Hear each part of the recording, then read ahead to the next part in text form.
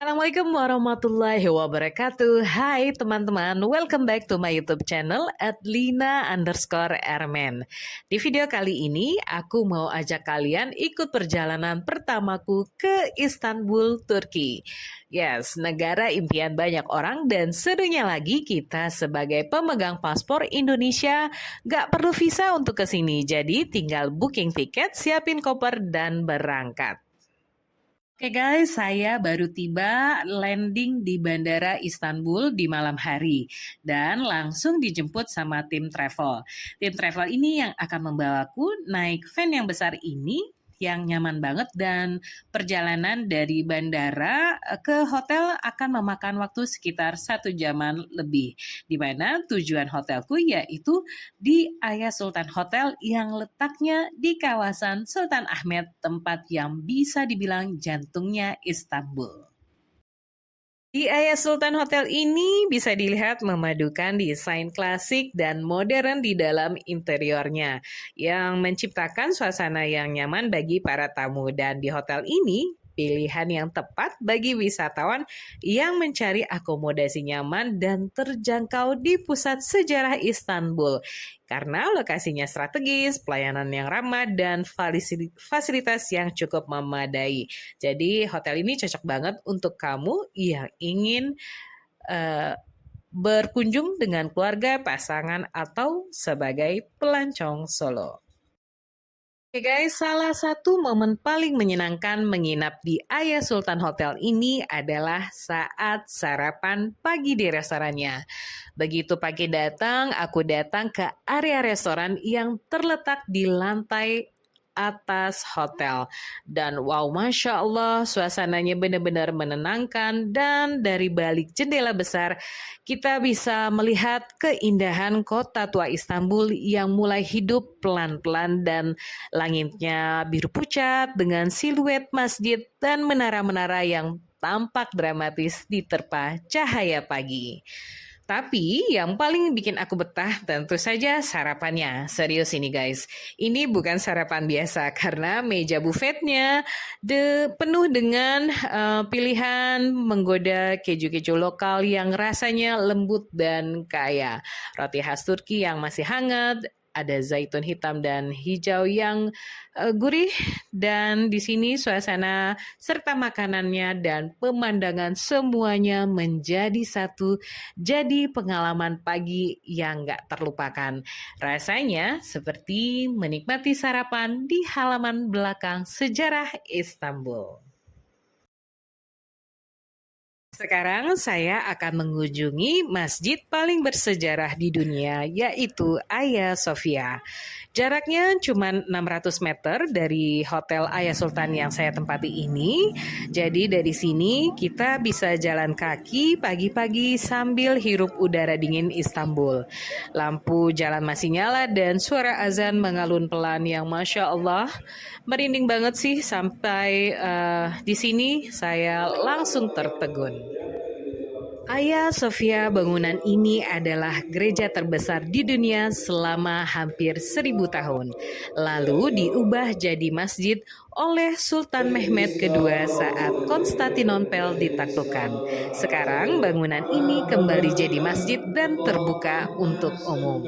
Interiornya megah, penuh detail mosaik emas, kaligrafi besar, dan lampu gantung antik. Rasanya kayak masuk ke dunia lain, campuran antara Bizantium dan Ottoman yang menyatu sempurna.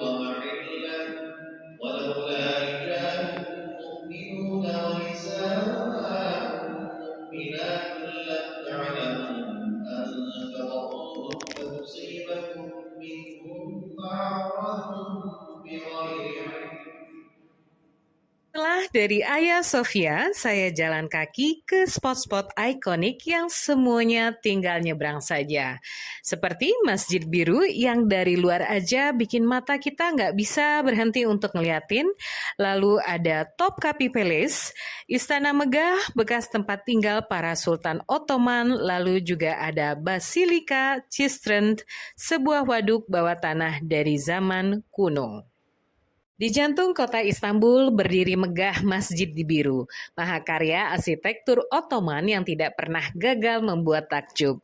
Kombinasi kubah besar 6 menara yang memikat hati, masjid ini bukan hanya tempat ibadah, tapi juga simbol keagungan sejarah dan seni yang hidup di tengah kota Istanbul. Berdiri berdampingan dengan Hagia Sophia, Topkapi bukan hanya istana yang juga simbol kekuasaan, kemewahan, dan misteri. Bayangkan selama hampir 400 tahun, disinilah para sultan Ottoman tinggal bermusyawarah dan mengendalikan kekaisaran yang membentang dari Eropa hingga Timur Tengah. Setiap sudutnya menyimpan cerita. Di taman-taman yang hijau dan rimbun, angin sepoi-sepoi membawa aroma sejarah. Istana Topkapi dibangun tak lama setelah penaklukan Konstantinopel oleh Sultan Mehmed II pada tahun 1453. Sultan Mehmed yang dikenal sebagai Mehmed Sang Penakluk memutuskan untuk membangun pusat pemerintahan baru di jantung kota yang dulunya adalah Bizantium. Pembangunan dimulai pada tahun 1459 di atas bukit strategis yang menghadap ke Selat Bosporus, Tanduk Emas, dan Laut Marmara, sebuah lokasi yang sempurna untuk mengawasi dunia dan memperkuat kekuasaan. Selama hampir 400 tahun, Istana Topkapi merupakan kediaman utama para Sultan Ottoman, pusat administratif, dan simbol kekuasaan kekaisaran. Disinilah keputusan penting diambil, politik dijalankan, dan sejarah ditulis.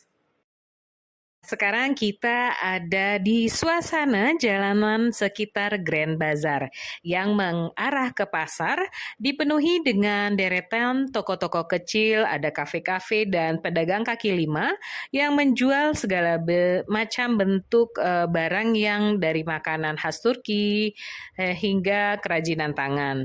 Lalu jalan-jalan ini dipenuhi oleh orang-orang yang sibuk berlalu lalang, ada yang baru saja membeli oleh-oleh, atau yang berjalan santai sambil menatap barang-barang yang dipajang di toko. Nah, beberapa pedagang memanggil pelanggan dalam bahasa Turki yang menawarkan produk mereka dengan ramah dan penuh semangat. Begitu melangkah masuk ke Grand Bazaar, rasanya seperti tersedot ke dalam kisah 1001 malam. Suara penjual yang memanggil dengan senyum lebar, aroma rempah yang menggoda, dan cahaya warna-warni dari lampu mozaik yang menggantung di atas kepala ini, semuanya menyambutku dalam penuh keajaiban. Pasar ini bukan pasar biasa, didirikan sejak pada tahun 1461 oleh Sultan Mehmed II. Grand Bazaar telah berdiri selama lebih dari 500 tahun.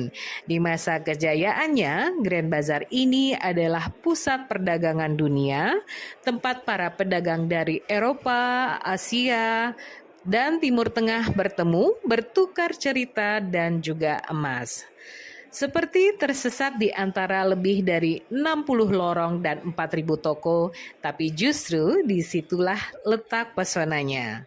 Di tengah keramaian, waktu terasa melambat, setiap toko menyimpan cerita, setiap lorong membawa kejutan, dan di sanalah aku berada di salah satu pasar tertua dan paling terkenal di dunia, merasakan denyut jantung kota Istanbul yang sesungguhnya. Ini seru banget ya. Naik tram di Istanbul itu salah satu pengalaman yang wajib dicoba. Apalagi kalau kamu pakai Istanbul Card. Praktis, hemat, dan bikin ngerasa kayak warga lokal. Jalan-jalan di Istanbul nggak lengkap kalau belum nyobain naik tramnya. Dan hari ini saya nyobain salah satu transportasi umum paling populer di sini, di tram jalur T1 yang melewati tempat-tempat wisata terkenal.